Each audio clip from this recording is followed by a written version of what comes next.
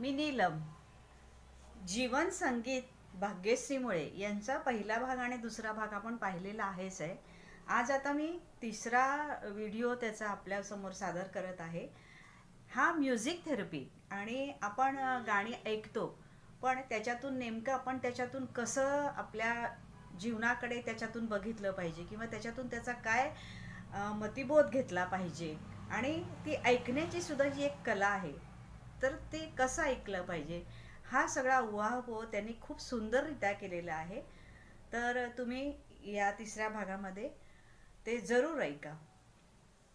घंटानाद आहे की नाही, तो आपल्या मनाला अतिशय पवित्र आणि शुभ असा एक फील देतो.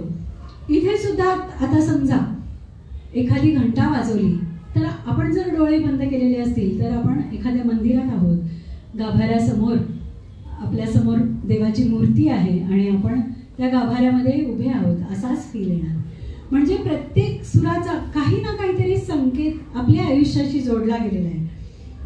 त्यानंतर सणवार, पार्टी, एक्झिबिशन्स वगैरे अशा ठिकाणी पण संगीत असतं. सेशन्स, समिट, मीटिंग्स अशा ठिकाणी पण संगीत असतं. मग ते कुठल्याही क्षेत्रातलं असू दे. आता आम्ही LIC मध्ये आमचं नॅशनल अँथेम आहे, म्हणजे सॉरी आमचं कॉर्पोरेट अँथेम, आपल्या देशाचं एक नॅशनल अँथेम आहे. आपल्या महाराष्ट्राचं पण एक गाणं आहे. आमचं LICचं जे गीत आहे ना ते आओ प्यारे साथ हमारे जनसेवा हित संस्कारे, जनसेवा हित संस्कारे, आओ प्यारे साथ हमारे, हे आमचं LICचं अँथेम आहे. तर ते आपल्याला चालीतच का म्हणायचंय किंवा वंदे मातरम सुजलाम सुफलाम हे आपल्याला चालीतच का म्हणावं असं वाटतं का? वंदे मातरम सुजलाम सुफलाम मलयज शीतलाम असं म्हटलं तर काय बिघडेल का? बिघडेल, थोडंसं बिघडेल. आपण आपली प्रतिज्ञा आठवा. आपण आपल्या पाठ्यपुस्तकामध्ये लहानपणी शाळेत गेल्या प्रार्थना म्हणून वर्गात गेल्यावर किंवा प्रार्थनेच्या वेळी भारत माझा देश आहे, सारे भारतीय माझे बांधव आहेत, माझ्या देशावर माझं प्रेम आहे, अशी ती प्रार्थना आपण अगदी मेकॅनिकली घोकायचो, बरोबर? पण ती प्रार्थना आपल्या मनामध्ये देशप्रेमाची भावना किती जागी करायची हे आठवा. आणि आपल्याला समजा डोळे मिटून शांतपणे उभं राहायला सांगितलं आणि मेरे वतन के लोगों तुम खूब लगा लो नारा, ये शुभ दिन है हम सबका, लहरा तिरंगा प्यारा, पर मत भूलो सीमा पर वीरों ने है प्राण गंवाए, कुछ याद उन्हें भी कर लो, कुछ याद उन्हें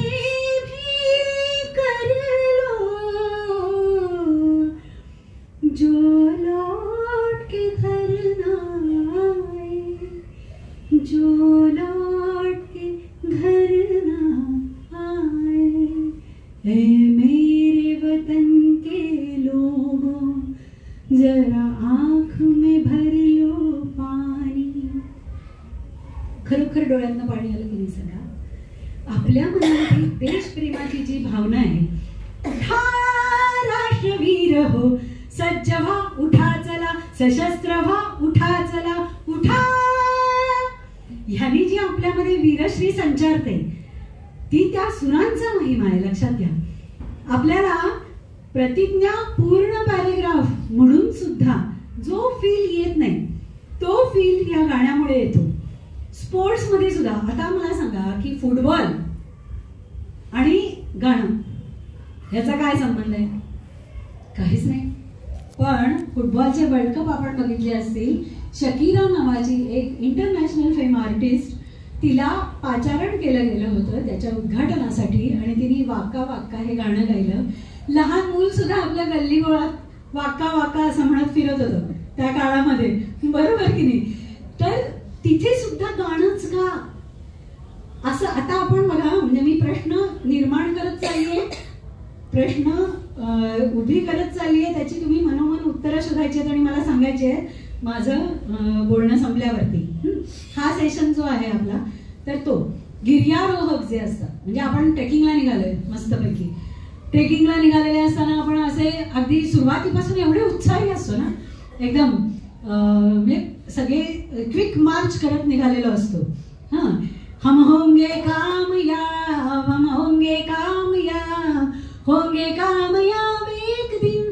हळूहळू पुढे गेल्यानंतर, म्हणजे पन्हाळा प्रदक्षिणा साधी जरी करायला गेलो आपण, मसाई पठार पार केल्यानंतर लेपर्ड झोन ज्या वेळेला येतो त्यावेळेला हळूहळू एक एक आवाज गायब व्हायला लागतो की होंगे कामयाब, असं करत करत आपण पुढे जातो.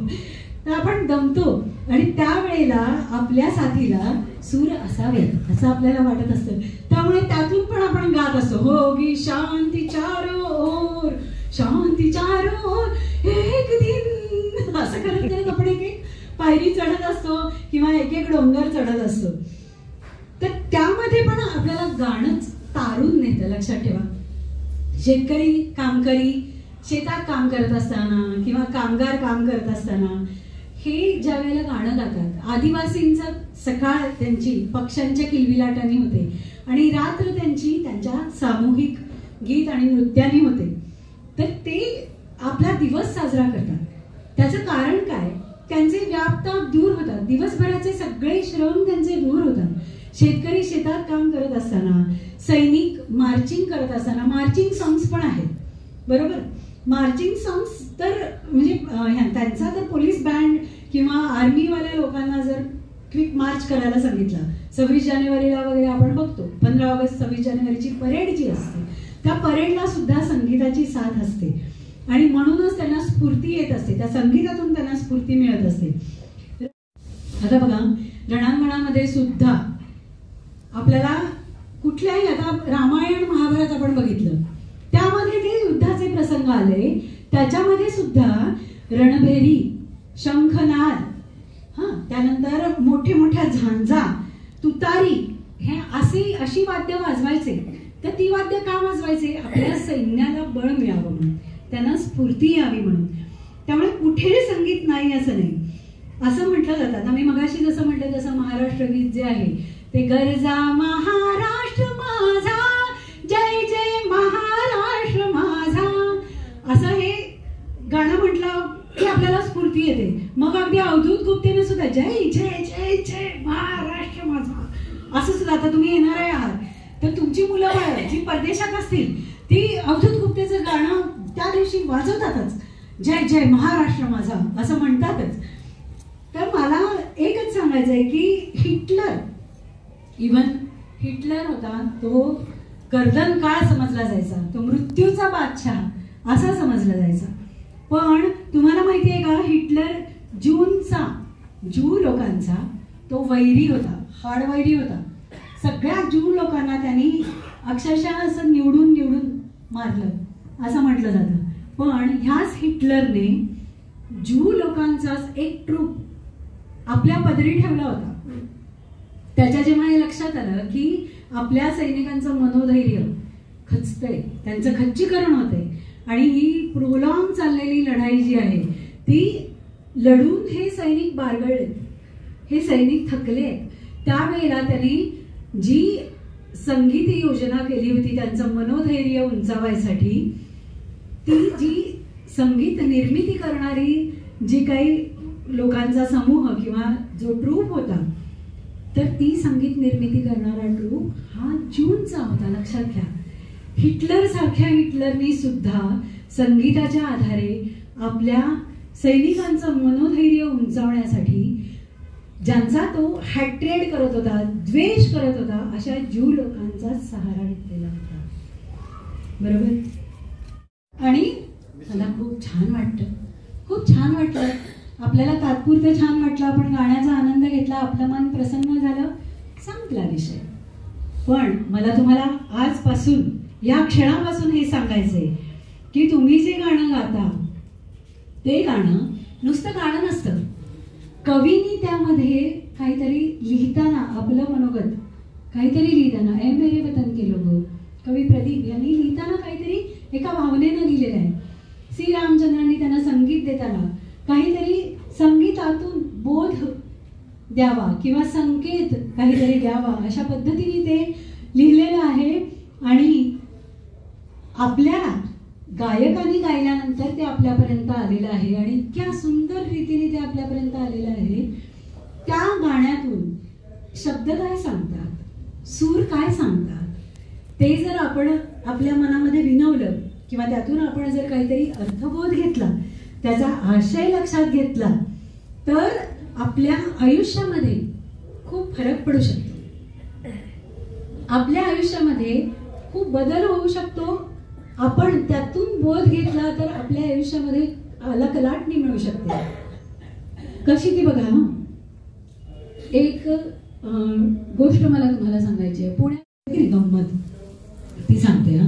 आणखी एक तुम्हाला अतिशय आश्चर्यकारक बाब तुमच्याच सगळ्यांशी संबंधित आहे, ती पण मी ह्यानंतर सांगणार आहे तुम्हाला. आमचा कार्यक्रम जेव्हा असतो ना, त्यावेळेला असे आम्ही स्टेजवरती, मग अशी मी जशी आले तशी आमच्या समोर पडदा असतो. आता नव्हता पडदा, पण पडदा आड आम्ही सगळेजण आमच्या पोझिशन्स घेतो. आम्ही स्टेजवर बसतो. मग वाद्य लावणारे सगळेजण खाटखाट खुटखुट करून तबला वगैरे लावतात.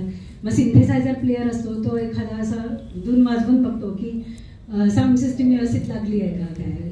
पडदा उघडतो, गाणं चालू होतं. असे जे पहिल्या रांगेत बसलेले लोक असतात की ते कोणीतरी डिग्नेटरीज असतात, म्हणजे स्पॉन्सरर्स किंवा कुठल्या तरी संस्थेनं, ज्या संस्थेनं कार्यक्रम ठेवला आहे त्याचे पदाधिकारी.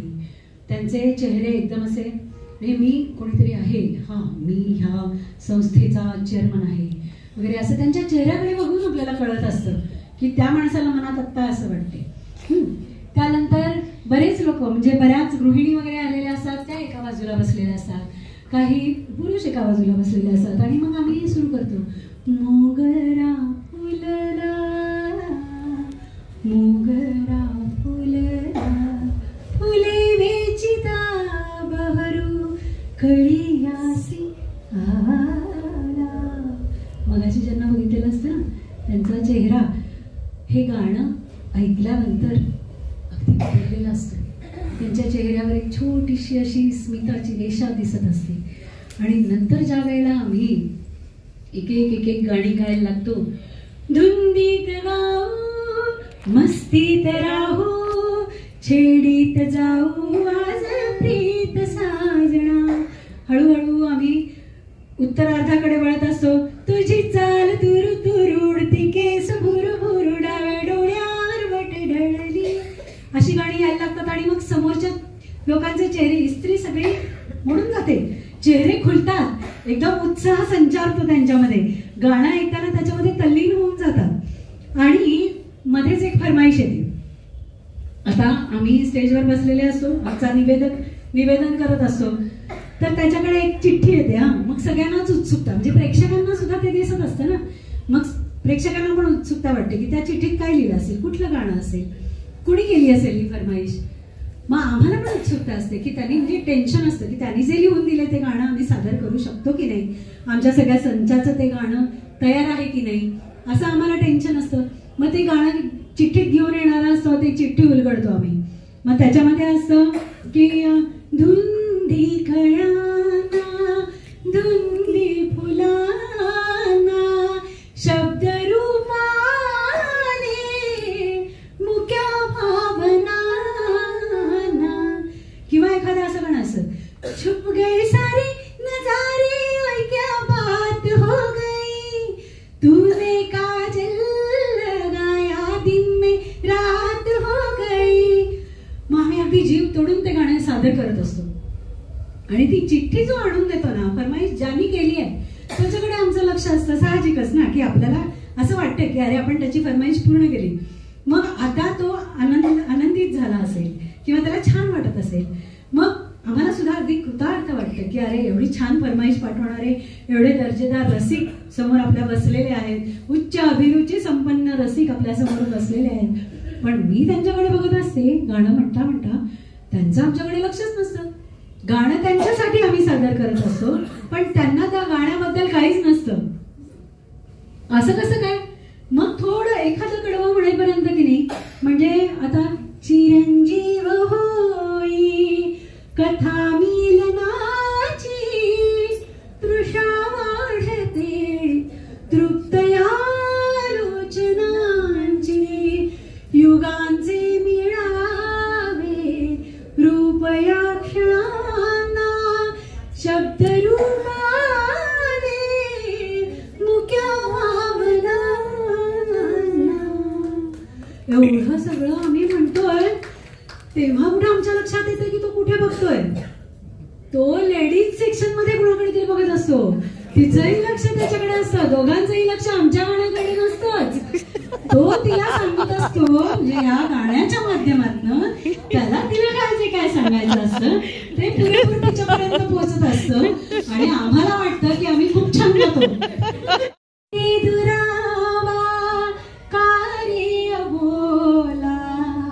अपराध माझा असा काय झाला, कार्य बोला. आणि बारीक नजरेतनं माझ्या सुटत नाही हं. समोर कोणीतरी बसलेले असतात नवरा बायको, तर ती त्याला अशी कोपराने डोसत असते, कार्य दुरावा कार्य बोला. म्हणजे तिला त्या गाण्यातनं त्याला विचारायचं असतं की अरे काय झालं, तू माझ्याशी बोलत नाहीयेस, काहीतरी भांडण झालेलं असतं घरात. आणि मग ते कार्यक्रमाला बहुतेक काय असतं की नवरा पटकन आवरून तयार होतो, बायकोचा आवरायला तासभर लागलेला असतो, चल लवकर म्हणून निघता निघता त्यांच्यात वादावादी झालेली असते. आणि इथे येऊन तसेच बसतात एकमेकांची गाणी न बोलतात. आणि मग आमचं गाणं ज्या वेळेला वाजायला लागतं त्यावेळेला त्यांच्या लक्षात येतं की अरे हा आपल्याला हेच सांगायचं होतं, कोणाला तरी सांगायचं होतं. तुम्ही बघितलं असेल पूर्वी आपल्या लहानपणी किंवा आपल्या आई वडिलांच्या वेळेला की अशी चिठ्ठी एखादी पुस्तकात घालून वगैरे असे द्यायचे प्रेमपत्र. पण नंतर हळूहळूच एखादं गाणं असं जवळून कॉलेजमधून एखादी मुलगी निघाली की मग गुणगुणायचं, रूप तेरा मस्ताना प्यार मेरा दीवाना. हा म्हणजे त्या गुणगुणण्यावरनं तिला कळायचं की हे आपल्याला उद्देशून आहे बरं का. म्हणजे तिला कळलं तर ठीक, नाहीतर हिंदी पिक्चर मधल्यासारखं सगळ्यांनाच कळायचं. मग सगळ्याच मुलींना वाटायचं की ते आपल्यासाठीच आहे. एकदा एक अशी गंमत झाली की कार्यक्रम संपत आला, म्हणजे एक लावणी म्हणा असं. आता अर्थात कोल्हापूरचा कार्यक्रम म्हटल्यानंतर लावणी पाहिजेच ना. म्हणजे मला सगळे लोक म्हणतात पुण्यात किंवा मुंबईत कार्यक्रमाला गेले, लंडनला गेले, अमेरिकेला गेले, दुबईला गेले, लोक म्हणतात की तुम्ही कोल्हापूरच्या वाटत नाही हो, तुमच्या भाषेवरून किंवा तुमच्या ऍक्सेंटवरून तुम्ही पुण्यातले वाटता. मग मला त्यांना विचारावंसं वाटतं की फक्कड लावणी सादर करून मी तुम्हाला हे प्रूव्ह करू का की मी कोल्हापूरची कशी आहे. अहो येता जाता धक्का का हो मारता, येता जाता धक्का का हो मारता, आणि माझ्या नक्षीदार पदराला हात का हो लावता.